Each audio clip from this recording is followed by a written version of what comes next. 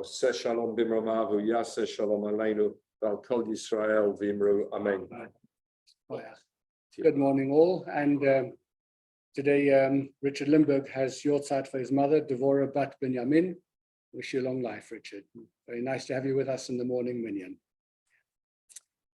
So one final thought on Mishnah 5 in the 4th chapter of Pirkei Avot, in which Rabbi Yochanan ben Baruch has been talking about Chilul Hashem, desecrating God's name, profaning God's name. So the word Chilul we normally take to mean as desecration, or making something profane, taking something which is holy and making it ordinary. That, like you have the concept of Chol HaMoed. Chol is the ordinary, Moed is festival, so Chol HaMoed is a combination, those intermediate days of that which is ordinary or profane or regular and that which is holy. So that's the way in which we normally understand the word Chol. But Chol actually comes from the idea of a hole or something which is missing. In other words, a void. And there is something about this idea of what happens in the world spiritually when a person is Mechalel Hashem. Now, of course, the Almighty fills the entire world.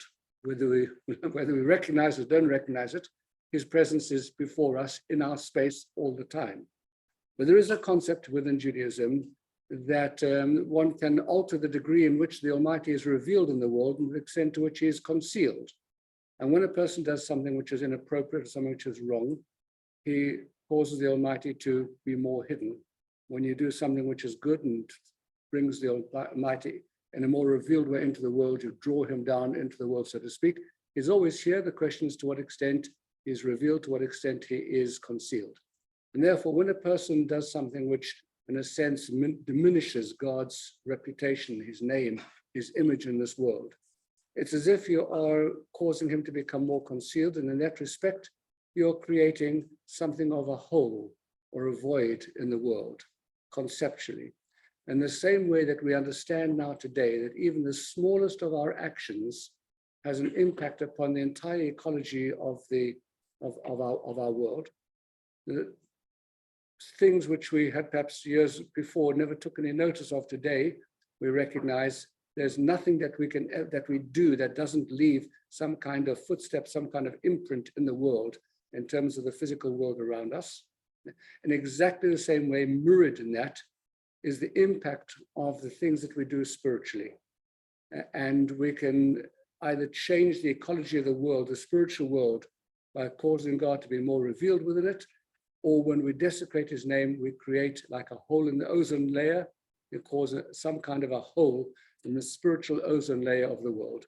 That is what happens when you're Mechalel Hashem. So that's an entirely new dimension to it.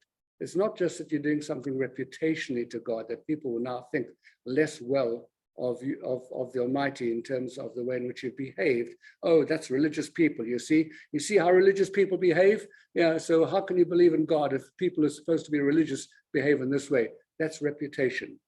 But what we're saying over here is that something deeper than that happens at some kind of spiritual ecological level in which you have caused a hole, created a hole in space in which God is now, so to speak, absent in this universe.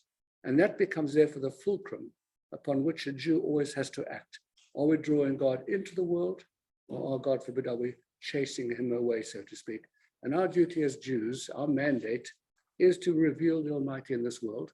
All of that is quite clear in all of our prayers. The Aleinu prayer which we read, that is our special mission. Our job is to sanctify God's name and never ever to create any kind of holes or spaces where it could be perceived that He is absent. Rabbi Hanani ben Akash Omer, Rav HaKadosh Baruch Hu Zak Yisrael, Leficha Hirba Mitzvos, Shnei Mara Nefesh